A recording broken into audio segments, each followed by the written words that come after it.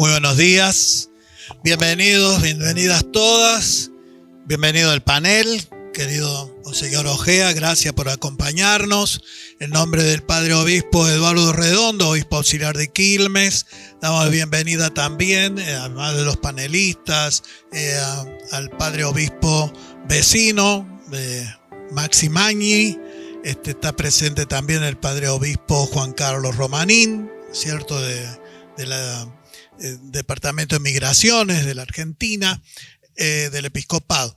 Gracias a todos los medios de prensa aquí reunidos y a todas las personas que se han acercado también, sacerdotes, religiosas, agentes pastorales, gente que trabaja en nuestros barrios, ¿no? Estamos en este mes de junio que para Cáritas es muy significativo, ¿no? Hemos realizado la colecta anual, tuvimos este lema, que digamos la solidaridad es esperanza, decíamos, y es lo que nos convoca, la solidaridad, que para los cristianos es fundamental naturalmente, pero que yo creo para todo ser humano es lo que nos dignifica a todos, ¿no? Ellos, los panelistas, van a ir presentando este proyecto que nos convoca aquí para darlo a conocer a todos, si bien es muy conocido, pero es bueno recordar estas buenas iniciativas que se han dado en el seno de nuestro país, desde lo estatal, pero que también ha ido prendiendo en estos barrios populares. Yo recuerdo, como buen cordobés no puedo dejarlo de lado, al santo cura Brochero, que le escribía al gobernador diciéndole: mire, señor gobernador, aquí lo que abunda es la necesidad. Realmente esto es lo que lamentablemente tenemos que seguir diciéndolo en nuestra Argentina, desde este conurbano profundo, decir que lo que abunda es la necesidad. Todo proyecto es bienvenido y toda persona de buena voluntad que tenga un poco de corazón es bienvenido para construir un mundo mejor, porque si no queremos algo es que nos roben la esperanza. Así que bienvenidos todos, muchas gracias, que se sientan en su casa, y gracias a las personas que viven y que trabajan en este lugar donde estamos alojados, y para ello nuestro fuerte aplauso.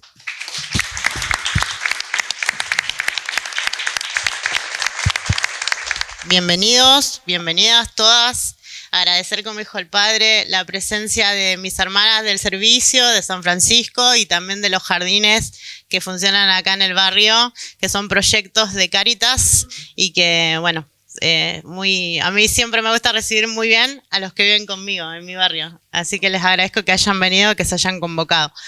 Bienvenidos a los padres obispos y a todos los que hoy pudieron venir a compartir con nosotros esta mañana. Estamos en una obra de la SISU y yo les mostré a todos los que pude cuando iban llegando la cancha, que también es una ampliación también de la obra de la SISU. Y bueno, estamos en Yapi, Quilmes, y en un sector del barrio muy postergado, que bueno, gracias a los proyectos de la SISU de integración pudimos hacer conexiones seguras de electricidad, veredas, esta parte del edificio y la ampliación que nos permitió a nosotros alojar más chicos, más adolescentes en el centro, porque bueno, estábamos solamente abajo, no teníamos lugar para los adolescentes, y trabajar otras cuestiones que tienen que ver también con alejarlos del consumo. Nosotros decimos que, bueno, como decía el padre obispo, todos los proyectos son bienvenidos, pero nosotros siempre con la esperanza de dar la alternativa, que es el centro comunitario, la organización comunitaria o la droga o la organización narco. Entonces dar la alternativa de decir, bueno, nosotros también nos podemos organizar y podemos prestar el espacio para que nuestros jóvenes estén contenidos, que compartan con nosotros, que vean que otra salida es posible, que hay una vida mejor posible. En estos tiempos de crisis estamos viviendo otra vez situaciones de violencia que ya no se veían tanto, bueno, situaciones de necesidades extremas. Hay muchos de nuestros vecinos que trabajan, pero bueno, como todos saben, no llegan a fin de mes tampoco.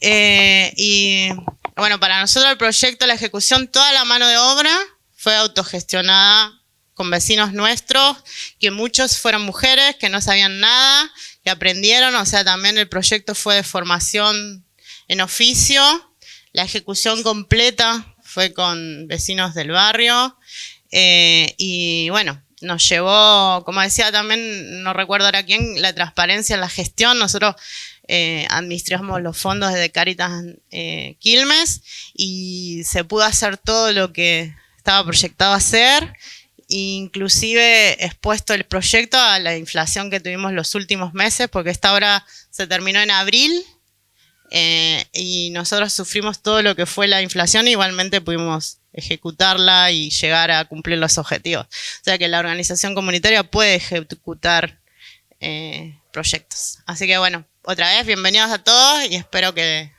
la pasemos bien hoy. Muchas gracias, Monseñor Tisera, y todos los que me acompañan aquí en el panel. Una alegría poder estar con ustedes. En el año 2016 tuve el privilegio, yo era presidente de Cáritas en ese momento, en una visita que hice a un barrio de mi diócesis, el barrio La Cava, me encontré con Mario Quintana, que era jefe de gabinete en ese momento, y me propuso poder empezar a caminar en esto de la integración sociourbana, poder juntarse con los movimientos sociales y pedirle a Cáritas y a Techo para mi País poder actuar en el diálogo como garantes para poder llegar a trabajar juntos en un proyecto que comenzó después a ser el relevamiento de los barrios populares, el RENAVAP. Ese proceso duró 2 años, donde estábamos sentados a la mesa, personas que teníamos miradas diferentes, perspectivas diferentes, formaciones diferentes. Estaba Mario Quintana, estaba Carolina Stanley, que de alguna manera habían comenzado a tirar la pelota, digamos, para poder pensar. Del otro lado estaban gente de los movimientos sociales y en el medio estábamos nosotros. Esa mesa varias veces estuvo por levantarse porque había discusiones y sin embargo yo quiero recordarla como un verdadero ejemplo de diálogo y de llegada a un consenso importante para nuestros barrios. Se determinó el relevamiento que lo hicieron los mismos vecinos, el primer relevamiento de nuestros barrios populares arrojó 4.416 barrios y luego volvió a hacerse en el año 22 y arrojó 5.687. Este es un trabajo admirable que hicieron nuestros vecinos. Existen 7 millones de personas alrededor de este número que viven en nuestros barrios. Pero se partió del concepto de la integración, superando esto de la separación. Esto que tanto mal nos hace, tanto daño provoca. Ir a una integración significa luchar por un asfalto. Ir a una integración significa poder, aunque sea, tener un espacio más en casa, un ambiente más, para evitar vivir hacinados. El proyecto reconoce, después se votó por ley de la Nación y se reafirmó 2 veces, en el año 18 y después en el año 22, por una mayoría impresionante en las 2 cámaras. Se llegó en ese momento a un consenso importante que de alguna manera marcaba: vamos a trabajar en la obra pública en nuestros barrios populares. Y de alguna manera el reconocimiento al derecho a los servicios, a la luz, al gas, al agua, además del certificado familiar. Y el logro, yo diría, de no ser erradicado un barrio, sino de respetarse el domicilio. Fijémonos, para personas como yo, que desde hace muchísimos años recorremos una villa de emergencia, el hecho de vivir en una villa le quitaba dignidad a la persona que no conseguía trabajo por no tener domicilio. El hecho de haber logrado el domicilio en un barrio popular hace a la dignidad de la persona. Esto que se logró fue mucho y además podía dar trabajo a chicos y chicas de nuestros barrios. Es imperioso, cuidando todos los mecanismos que hacen a la transparencia, es imperioso que el Estado esté presente en nuestros barrios. De lo contrario, los entregamos al narcotráfico. Y yo querría señalar este peligro esta mañana. El narcotráfico hace un Estado dentro de otro Estado. Los testimonios que nosotros tenemos de los sacerdotes y las comunidades que están trabajando pastoralmente en nuestros barrios populares nos aseguran que esto tiene un avance impresionante. Y además están proveyendo de bienes a aquellos chicos y chicas que trabajan en el narcomenudeo y que además consumen. Por lo tanto, tienen como una doble esclavitud, estar consumiendo y estar trabajando para la finalidad del narcotráfico. Y muchas veces entrando en el sicariato, que ustedes saben que el narcotráfico termina en muerte. La ley es la muerte, es la antivida. Entonces, como la finalidad es el dinero, cualquier competencia es desechada, entonces se usa a los chicos para matar. Es una cosa tremenda. Me parece que en este momento necesitamos reflexionar, no solo aplicando todas las normas de seguridad y a través de la fuerza de seguridad, vamos a lograr terminar con este cáncer. Es necesario que haya una presencia que ponga incluso ánimo espiritual en la vida de nuestra gente y al mismo tiempo pueda hacer y facilitar, haciendo más humana las vidas de nuestros hermanos y hermanas. Nosotros queremos hacer un llamado desde Cáritas a no entregar nuestros barrios al narcotráfico, no entregar nuestros barrios, nuestros chicos, nuestras chicas, porque en poco tiempo cuando se trabaja para el narcotráfico y se reconoce que se reciben remedios si se necesitan, alimentos si se necesitan, servicios esenciales si se necesitan, entonces terminamos con que todo un barrio está cómplice, comprometido, en una maraña sumamente intrincada y en una vida sumamente infeliz. Que el Señor nos conceda poder iluminar nuestras mentes de todos, que tenemos responsabilidad para que no se repita en nuestra patria lo que en algunos lugares de Latinoamérica ha cundido de un modo nefasto. Muchísimas gracias.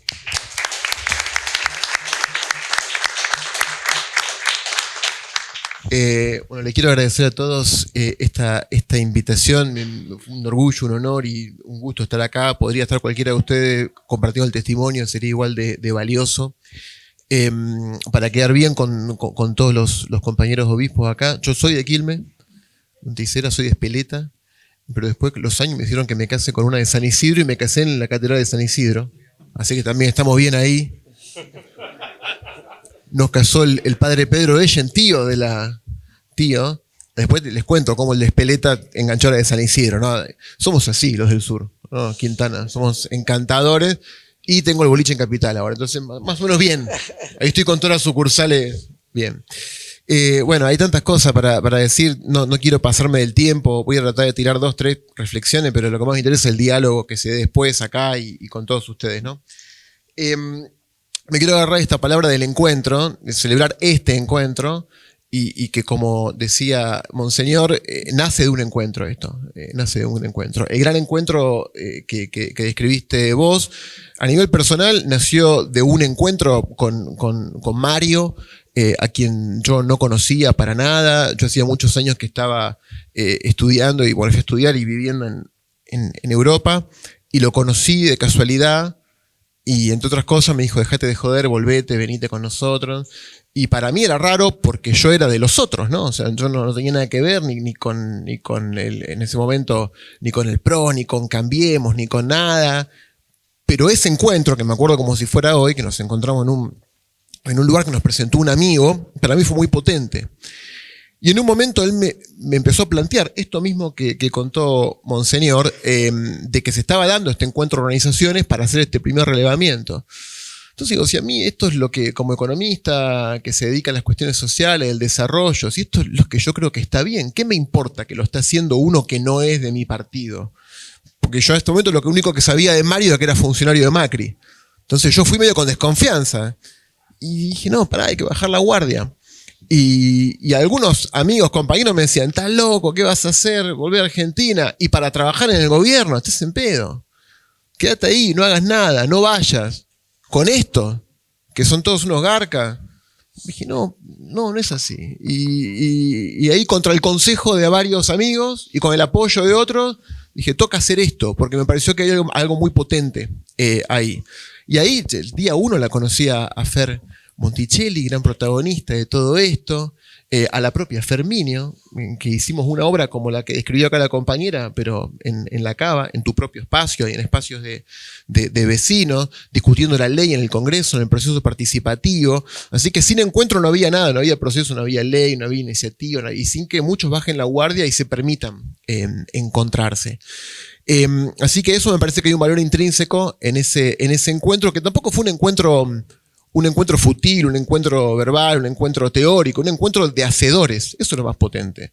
Porque vos te podés juntar a hablar con el que sea y pasarla bien un rato y no pasa nada. Acá hubo un encuentro que resultó en algo muy potente, muy, muy tangible. Y fue un encuentro político que después también se transformó en un encuentro de política pública. Ese proceso es la primera cosa que quiero destacar. Segundo, soy un economista, como les decía, que se dedica al desarrollo. Y si yo sacara por un segundo todo el imperativo moral que nos puede convocar, digamos, que a mí por supuesto me convoca, pero aún si no me importara eso, cuando se lo explico a gente que lo tiene menos en la cabeza esto, lo que les digo es que la desintegración urbana, digamos, la desintegración urbana es la manifestación territorial de la desigualdad, es un subóptimo social. O sea, las ciudades nuestras no van a alcanzar su máximo potencial con la sociedad físicamente dividida. Así que si no te convoca por una vocación, de propósito, por lo menos te tiene que, por un tema de egoísmo. Vos no puedes vivir una vida plena, feliz, si tenés a los otros que están y no se puede comerciar, no se puede transportar, no se puede circular. Nos va a matar a todos esa desintegración. Entonces, no importa de dónde vengas, la desintegración como un subóptimo y esta idea de integración, que cuando yo era chico, claro, se hablaba de erradicación de villas, ¿no? El camino transitó de pasar de erradicación de villas a integración sociourbana. Ahí las palabras importan mucho. Yo venía de estar muchos años trabajando en el Medio Oriente, en la Tierra Santa, entre Israel, Cisjordania y Gaza, y quizás eso a mí me hizo ver el poder de la desintegración y de la decisión física de las ciudades. Es muy difícil moverse, más allá de todos los conflictos, muy complicado moverse de A a B. Y ese lugar podría ser el lugar más próspero del mundo. Y es un lugar muy complicado, en parte por las divisiones físicas que hay. Ir de Jerusalén a Belén, que debiera ser un toque, te puede llevar todo el día. Porque te paran, hay un muro, hay una cosa, hay un quilombo. Y a Belén va 1 millón de personas por año. Deberían ir 40 millones de personas por año. Van 5 millones al santuario de la Virgen de Lourdes en Francia, el sitio del nacimiento de Jesús. O sea, es un lugar que no le sirve a nadie. O sea, no le sirve a nadie, no le sirve, no sé a quién le sirve. Pero es un subóptimo la desintegración. Acá, salvando las distancias, pasa lo mismo. Y es un fenómeno que se está agrandando.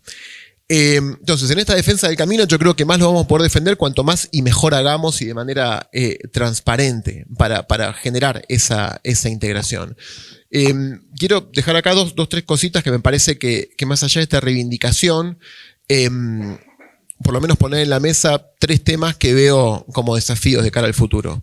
Uno es, está fenómeno que esté la ley, está fenómeno que esté la política pública, pero para que esto sea una realidad, yo creo que hay que empezar a repensar cómo pagamos estas cosas.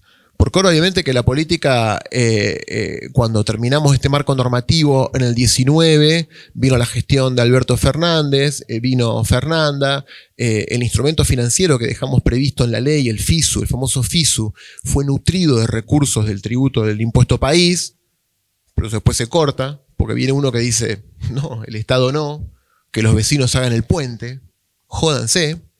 Chau, listo. O sea, pasaste de 9% del impuesto país a 0,0 nada, 0, nada. ¿Qué haces con eso? Y si 1, 2, 3 años que no pasa nada, no pasa nada. Y esa política que construimos entre todos se muere.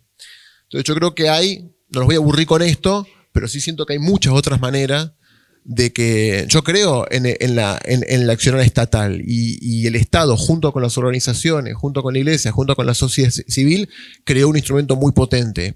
Ahora, el instrumento tiene que dar resultados, digamos. Y me parece que tampoco yo creo personalmente un Estado soviet que tiene que hacer todo el Estado. Y esta escala, nosotros calculamos apenas llegamos que para la integración de todos los barrios que había en el registro en ese momento, hacían falta 26.000 millones de dólares. Si uno quisiera ver, es un número que nos cuesta meternos en la cabeza, es un montonazo de guita, 26.000 millones de dólares. Y el gobierno, el que sea, los de Néstor, los de Cristina, el de Macri, el que vino, en un año bueno, quizás te pone 50 millones de dólares, 70 millones de dólares, 100 y pico millones de dólares, contra 26.000. No es nada. El problema crece más rápido que las soluciones. Entonces, si no le encontramos una manera cómo financiarlo, que digamos, no los voy a aburrir con esto, me parece que, no sé, menos vamos a poder defender la política, porque no vamos a hacer nada. Segundo tema, el rol de todos los órdenes del Estado. O sea, el Estado Nacional en este caso creó un marco normativo, pero son problemáticas donde las provincias importan y sobre todo los municipios importan. Hay funciones inherentes al quehacer municipal que tienen que ver con la planificación territorial, los usos de suelo, que los municipios no pueden ser ajenos a esto, y muchos municipios son ajenos a esto. Agarren el AMBA, el ya conocido como AMBA. Entre 2006 y el 2016, el suelo urbano donde vive gente, o donde se hacen cosas, creció, ¿no? Como siempre. De todo ese crecimiento, el 85% fue para uso residencial. El resto, no sé, industrial, qué sé yo. De todo el uso residencial, el 55% del nuevo suelo, ¿saben para qué fue? Para countries, para barrios cerrados. Y lo segundo más grande fue para villas. Entonces la ciudad, así como está, la inercia, profundiza la decisión. Country o villa. Hay countries en Espeleta. O sea, yo soy de Espeleta, no había country en Espeleta. Hay 3 barrios cerrados en Espeleta. Agarran el corredor sur donde estamos, allá de Berazategui. O sea, vi una foto de una especie de mini Nordelta en la reserva de Berazategui. ¿Y quién vota eso? O sea, ¿quién lo decide eso? El Consejo Deliberante. Dicen, sí, hermano, andá y haz el country, qué sé yo. Son todos permisos que se dan ahí. Entonces me parece que la cuestión municipal, provincial, nacional, hay que entenderlo un poco mejor. Y los roles de cada jurisdicción y que ninguna le saque los pies del plato, porque si no siempre termino hablando del Estado Nacional. Este grupo es diverso, pero no es tan diverso. Entonces yo creo que me encanta encontrarnos acá, me encanta hablar entre nosotros, con los matices que podamos tener, pero no tenemos tantos matices entre los que estamos acá. Me parece que haciendo zoom para afuera, hay un montón de gente que esto no lo ve, que se jodan, que cómo le van a dar plata a los villeros de mis impuestos si yo aporto y ellos no. Esa narrativa, no solamente que siempre existió, sino que creo que ahora está potenciada, alentada y va a ser cada vez peor. Entonces me parece que la diversidad hay que buscarla afuera.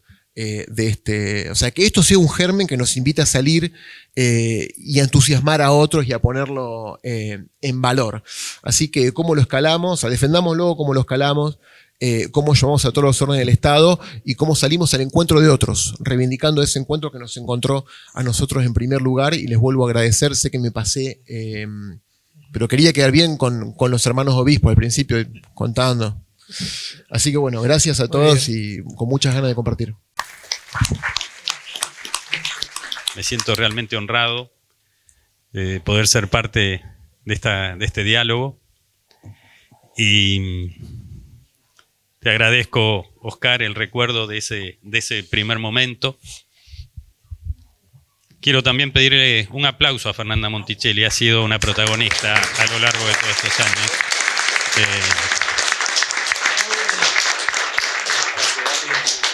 Recordaba nuestro primer encuentro, que fue muy emotivo y con un abrazo entre lágrimas, de gente distinta, pero con un mismo objetivo.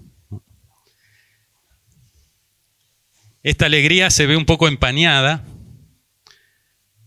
por algo que mencionó Oscar. Cuando hicimos el relevamiento eran 4.400 y pico de barrios.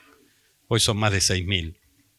Lo cual evidencia que como comunidad los argentinos no le hemos encontrado la vuelta y que llevamos muchas décadas en un proceso de empobrecimiento, de deterioro.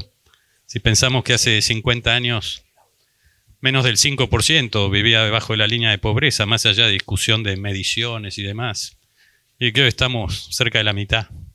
Creo que nadie puede hacerse el sonso frente a esa realidad. Es decir, tenemos que abrir los ojos frente a esa realidad. Y todo lo que tuvimos responsabilidad como clase dirigente, reconocernos responsables de esa realidad. Y si hay una responsabilidad que yo pongo primero en la lista, es la demonización del que piensa distinto. Porque como comunidad nunca vamos a poder ser una comunidad confiable, creíble, próspera, si pensamos que la mitad tiene la culpa y la otra mitad le echa a la otra mitad la culpa y así vamos, ¿no? Y este quizá es uno de los aprendizajes más lindos que deja este proyecto, que podemos ver las cosas muy distinto, pero podemos construir consensos. Y creo que es un proceso de aprendizaje que la sociedad argentina, más lento quizá de lo que nos gustaría, ha transitado.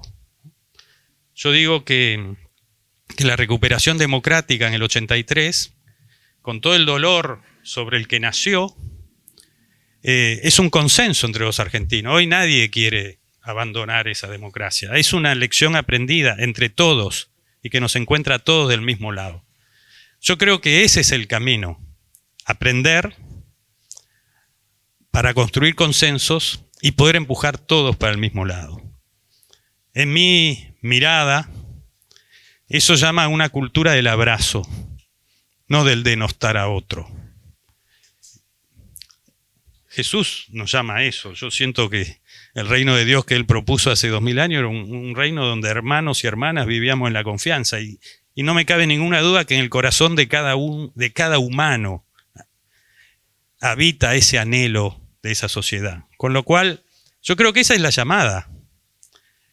Y la verdad que si yo pienso en ese deterioro de la Argentina, la imposibilidad de construir algunos consensos nos está saliendo cara.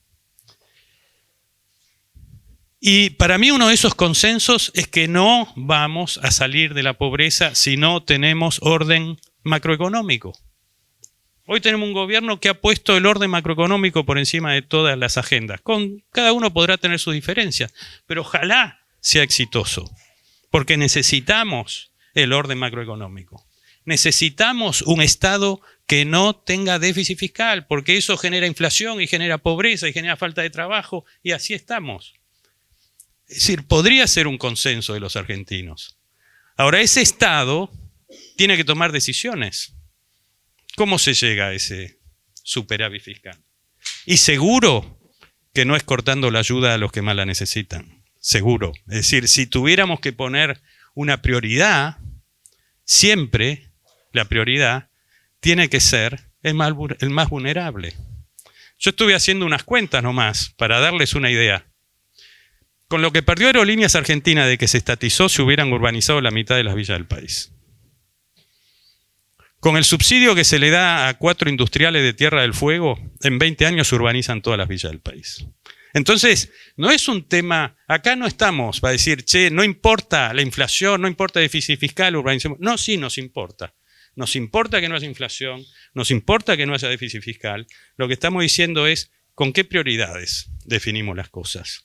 Y nosotros creemos que la prioridad número 1 es la atención a lo que más lo necesitan. Y en ese contexto, el proyecto de integración sociourbana, como bien indicó Welly, tiene una lógica que si no queremos hablar desde el corazón, que yo creo que la dignidad humana habita en el corazón de todo y es el argumento más importante, no me cabe duda. Pero si queremos dejarlo de lado y lo queremos mirar con ojos economicistas, materialistas, también es la decisión correcta. Tenemos que hacer la integración de los barrios porque es, desde todo punto de vista, una política inteligente. El fideicomiso que se creó por ley, generando uno de los consensos más amplios durante la presidencia de Macri, que por cierto, no es que yo empujamos este proyecto con Caro y muchos otros a sus espaldas, sino que fue con el apoyo de Macri. El consenso que se generó por ley fue casi unánime, o unánime. Es decir, no es poca cosa cuando generamos un consenso para establecer una política pública. La tenemos que honrar, la tenemos que respetar, tenemos que construir a partir de ahí, ¿no? Si hubo la creación de un fideicomiso, no es porque acá nadie quiso hacer cosas raras, sino porque nos pareció que era un instrumento válido y sigue siendo un instrumento válido. Y si hay errores, habrá que corregir los errores, pero sin demonizar, con seriedad, con profesionalismo, porque lo que está en juego es el sufrimiento de muchos hermanos y hermanas. Lo que está en juego, como bien lo dijo Oscar, es el avance del narcotráfico, que es de las peores lacras que atentan contra la humanidad. Entonces, digo, para cerrar, y no sé si ya me excedí del tiempo, pero mi llamamiento es a un abrazo, a ser serios en paliar el sufrimiento humano. Y acá nadie queda fuera, tenemos que estar todos, tenemos que estar juntos, dejar de mirarnos con desconfianza y demonizándonos unos a otros y poner realmente a los necesitados adelante. Gracias. Buenos días, bueno, gracias primero por la invitación de compartir este panel. Me parece que es en este tiempo muy necesario, no solamente por el riesgo de la política pública que nos aunó en un momento de distintos lugares. Yo venía escuchando recién a Welly y a Mario. A mí no me van a buscar de Europa de ningún lado, para formar parte, les cuento. Sí, de una política que me interpelaba, no solamente por vivir en un barrio popular, en la acá donde tantas veces nos cruzamos y soñamos con que sea distinto y con que la sociedad tenga una mirada distinta, yo digo, a los barrios populares, que creo que fue el primer cambio de paradigma de esta política pública, porque sí existe la discriminación, y el que no conoce y que no vive en primera persona la eficiencia de un barrio popular, enseguida caracteriza mal. Y hay que estar ahí para ver la urgencia de los que menos tienen y los que les faltan los servicios y por dónde pasa, y que siempre ve al Estado, a la política, como algo que se sirve de esa necesidad y no de alguien que la viene a transformar, como sucedió después de un par de años con esta política pública. Cuando me proponen a mí trabajar para la integración de los barrios, todavía no estaba eso, sí lo había escuchado en un documento, lo había leído en un documento, pero se me hacía como muy complicado entender cómo íbamos a entrar todos ahí, porque siempre como que se planteaban de arriba para abajo las políticas, no teniendo en cuenta las familias que vivíamos ahí, las necesidades y prioridades que teníamos nosotros y nosotras ahí. Me fueron a proponer la posibilidad de ser relevadora de mi propio barrio en el 2016, los compañeros muy queridos que siguen militando al lado mío y yo al lado de ellos. Y obviamente, como toda villera, medio terca y peroncha encima, y yo no voy a contar pobres para Macri. Era como un prejuicio que tenía Willy también. Pero cuando fui viendo quienes planteaban esta posibilidad de relevar los barrios de la Argentina, y que estaba Cáritas, como buena cristiana también, porque soy profesora de catequesis, y dije, bueno, si esto sale mal, ya no sé a qué tenemos que apuntar para que empezar a entender que los barrios son parte de una de una Argentina, que no somos una mancha en un mapa, sino que tenemos entidad, tenemos familias y se sufre, se cree, pero también se tiene mucha esperanza. Y esto lo vi. Y por esa decisión me sumé a contar estos barrios con la única esperanza de que esos datos volvieran al barrio, a nosotros militantes de los barrios católicos, sociales y políticos, para poder crear instrumentos para transformar y dar vuelta a la realidad que vivíamos ahí. Creo que todo ese año fue los datos, empezar a ver cómo se georreferenciaba, palabras que fui entendiendo y poniendo en mi lenguaje tiempo después, pero fue una iniciativa que no podía salir mal, porque había personas que no te hablaban de eso. ¿Sí? Creo que 2 veces con esta que escucho a Mario Quintana hablar de los barrios. Sabía que había estado convocado y que fue parte de la decisión de que suceda, pero no lo había escuchado. Y creo que es eso, ¿no? Más allá de dónde había nacido la política, quién la empujó, quién la dotó de recursos y quién la puso en práctica, o quiénes la pusimos en práctica, por soy parte de un gran equipo junto con la familia, los barrios populares y sus cooperativas. Tiene que ver eso, ¿no? La primera, creo que lo primero que te viene a la mente es la humanidad, y no por un juego político ni cómo después se desarrolla en el territorio, sino transformar la vida a las familias más pobres de la Argentina. Creo que si ese fue el germen del cual nació la política pública, fue bendecido desde el primer momento, que esté la Iglesia como parte, como me ha enseñado desde que tengo uso de razón y soy cristiana, que somos parte de un todo, de un cuerpo, y en las buenas y en las malas, lo voy entendiendo a partir de hoy también. Porque creo que es eso, nos enseñan a muchos que vivimos en los barrios a un Jesús que está y que sufre, que vive, que cree y que ama a los más pecadores, a los que menos tienen.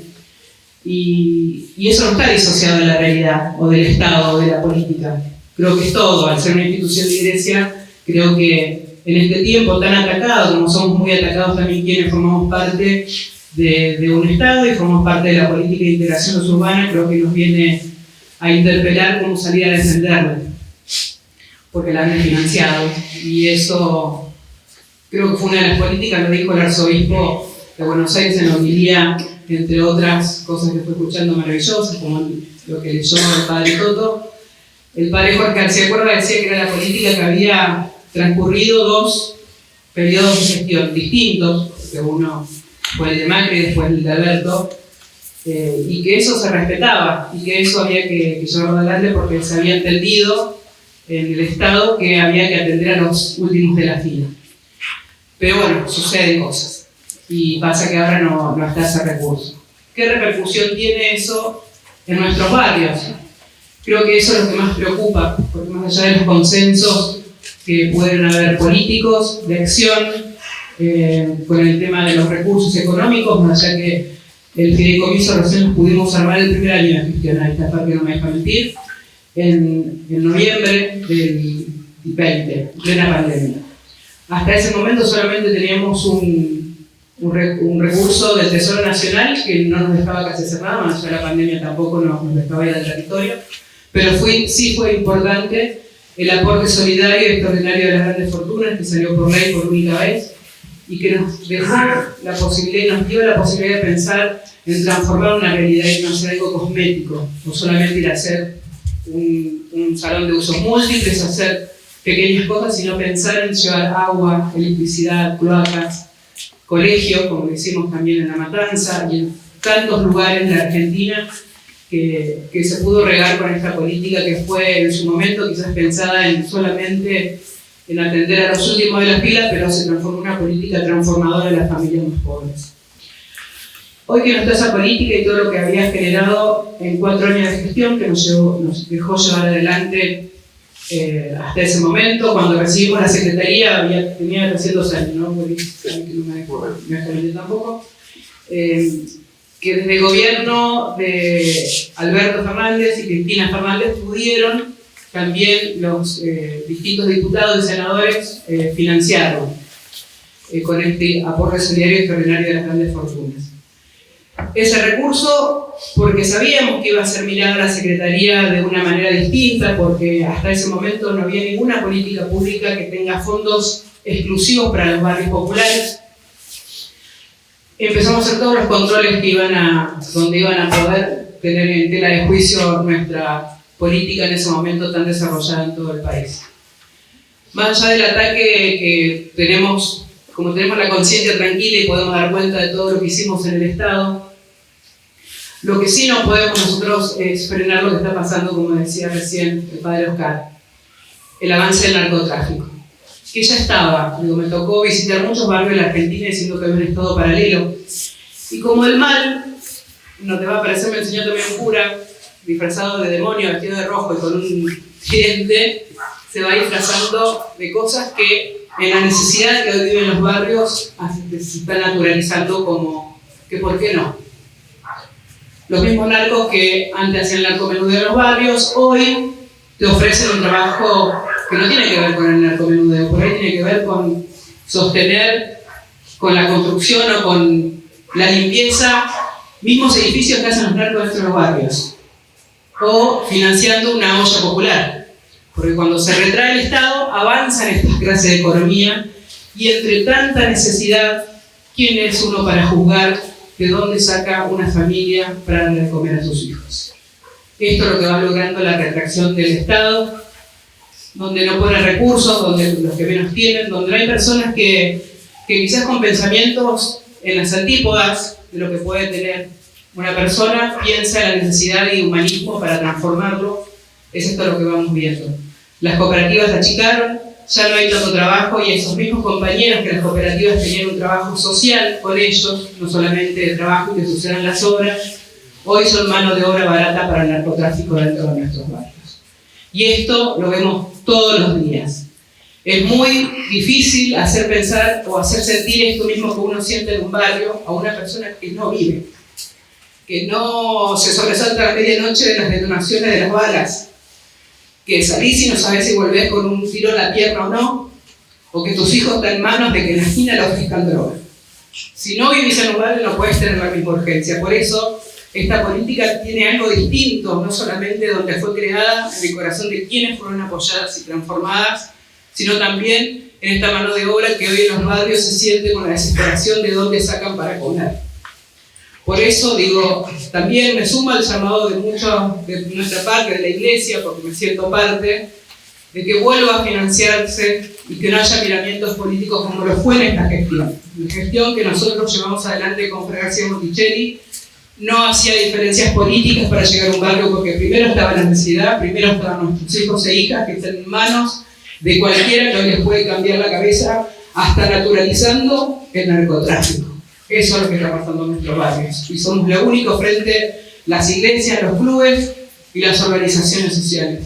Nos queda eso, demonizan para hacerle el camino más fácil al narcotráfico, a la trata, a todo lo que nos hace mal en los barrios. Y cada vez somos menos, así que les pido, en donde puedan, no solamente difundir esto que hoy hablamos, porque lo estamos viendo y cada día somos menos, porque parece que también el individualismo, eso hace que se retraiga y que tengamos miedo de salir a reclamar lo que nos corresponde por derecho. Muchísimas gracias. A mí cuando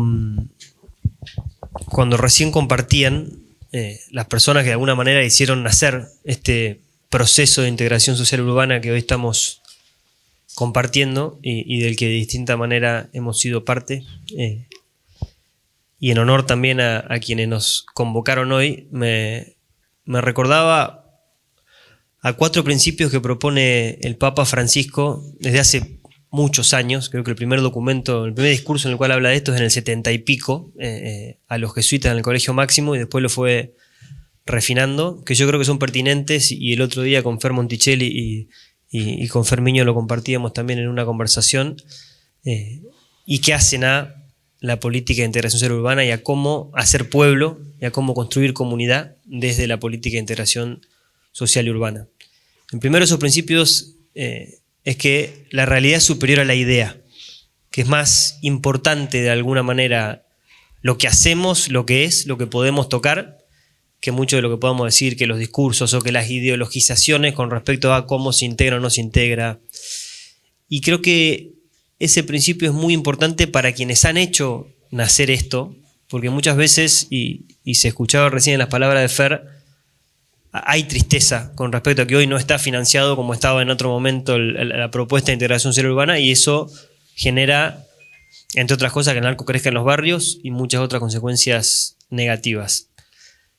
Y por supuesto hay que hacer muchas cosas para que eso deje de ser así, pero lo hecho está también. Y acá hay un proceso que está iniciado, que es real, y a esta casa no la puede derrumbar nadie, a esta casa de encuentro, este lugar que se construyó. Y a los más de 20.000 lotes con servicio tampoco, y a los cientos de miles de obras que se han hecho tampoco, y a todos los barrios que tienen presencia del Estado y que antes no la tenían a raíz de esto tampoco, y a los certificados de vivienda que se entregaron tampoco, y a los 6.000 y pico de barrios que están relevados y a los cuales no puede pasarlos nadie por arriba ahora porque esa ley lo prohibió tampoco. Eso está, y eso es hoy, y eso en parte es por los encuentros que recién compartían.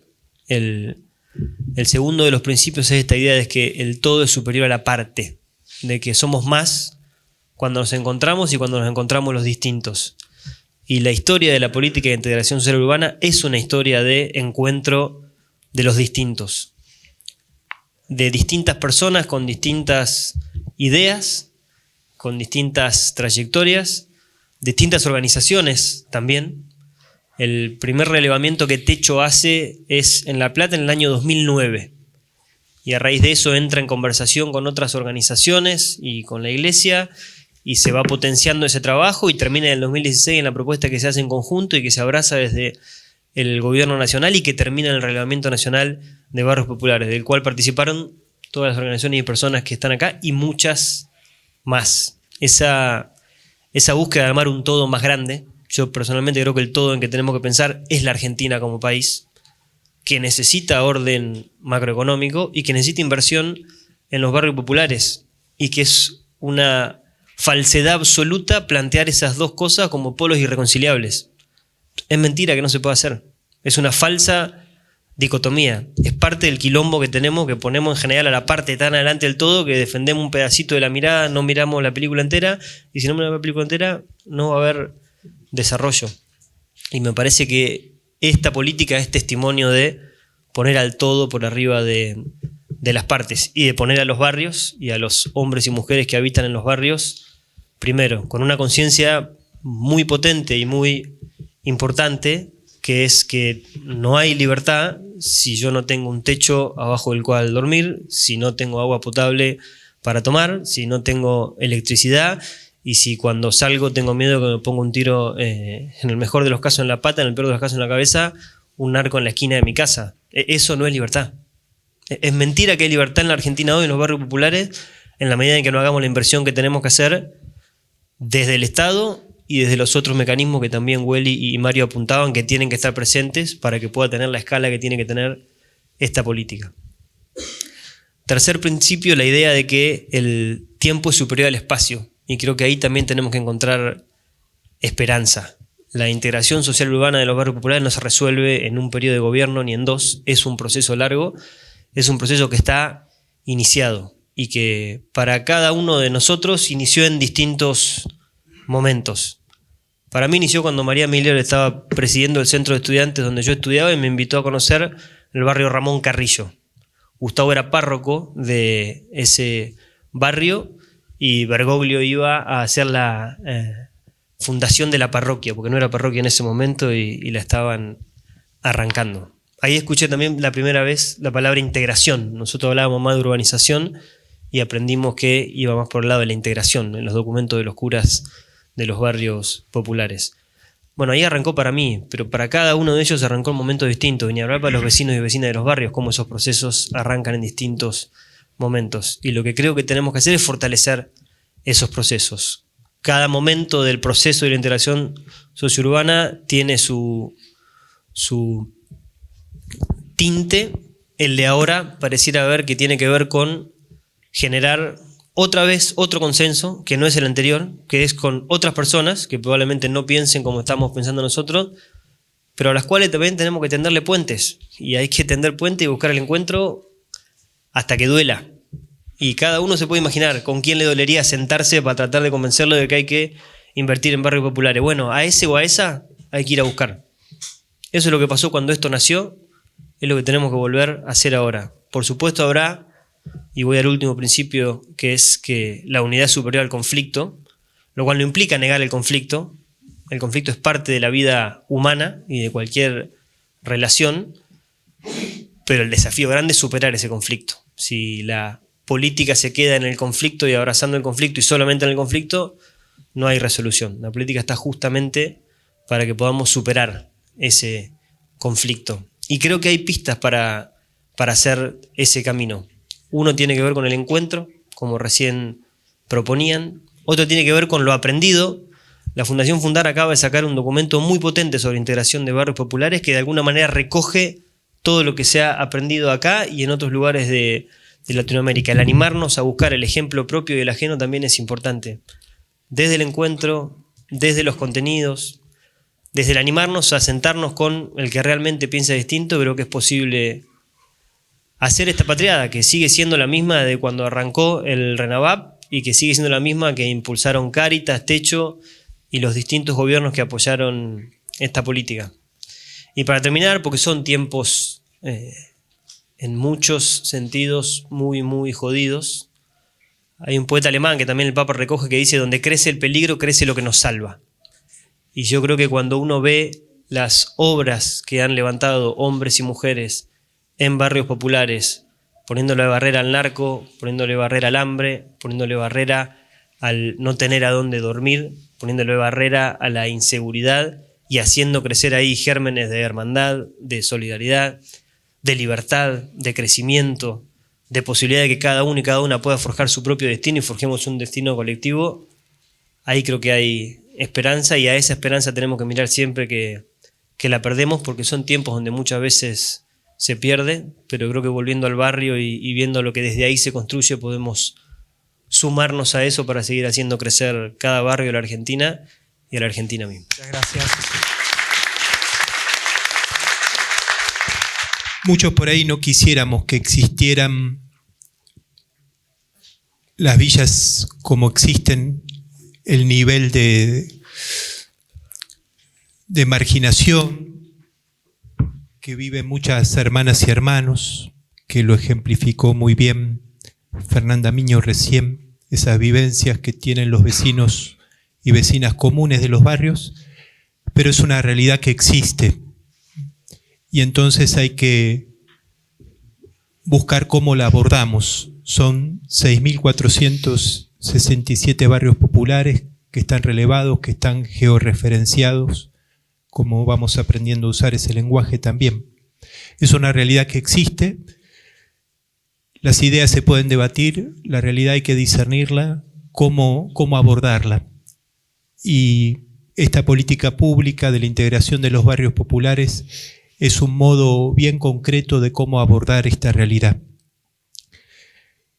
El concepto de integración sociourbana es un concepto que los sacerdotes de villas venimos trabajando hace muchos años. El 11 de junio del 2007 hay un documento que se llamaba Reflexiones en torno a la urbanización y al respeto de la cultura que se da en la villa. Erradicación no, ya sabemos lo que significa la erradicación. Urbanización sí, pero es algo incompleto. Cuando hablábamos de integración, ¿qué queríamos decir? Que los vecinos y vecinas que viven en los barrios populares no solo dan que pensar, sino que piensan.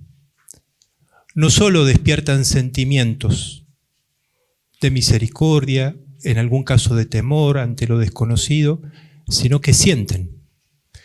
Y no solo padecen las injusticias, sino que se organizan y trabajan en comunidad para hacerle frente a esas injusticias y salir adelante. Entonces, el concepto de integración también, y quiero subrayar, tiene esto, ¿no? Hay un potencial para una Argentina distinta, no solo en lo que podamos hacer los que estamos más integrados, sino en esas casi 7 millones de personas que viven en los barrios populares un potencial hermoso para hacer de una patria como la que tenemos una patria más linda, por usar una palabra. O sea, consideremos a los vecinos y vecinas de los barrios populares como protagonistas, porque lo son. Y eso es lo que quiere destacar sobre todo el concepto de integración urbana. También los vecinos y vecinas de los barrios populares tienen que estar también en las mesas de las decisiones de estas políticas públicas, no solo aceptarlas o tomarlas o decir gracias, sino también tienen que estar sentados en la mesa de las decisiones. ¿Cómo quieren vivir? ¿Qué es lo que sueñan? ¿Qué es lo que anhelan? Y me parece que el Papa lo ha captado muy bien cuando dice tierra, techo y trabajo. Va a lo esencial. Una tierra para trabajar, para construir un techo, para cuidar una familia. Va a lo esencial. Es bien concreto. Me parece luminosa esa idea de cómo hacer dialogar la macroeconomía con las realidades concretas de un barrio popular. Me parece que hay que hacerlas dialogar y hay que buscar caminos alternativos para que se pueda dialogar. Todos esperamos por ahí un orden macroeconómico que traiga inversiones, que esa economía derrame, que genere trabajo, que llegue a los barrios, pero hay urgencias. Y es claro que no se puede recortar por los más pobres, no se puede recortar por los más pobres. Desde el punto de vista cristiano es un pecado recortar por los más pobres. Por eso la Iglesia pone de alguna manera rostro a ese tema, o quiere ponerlo.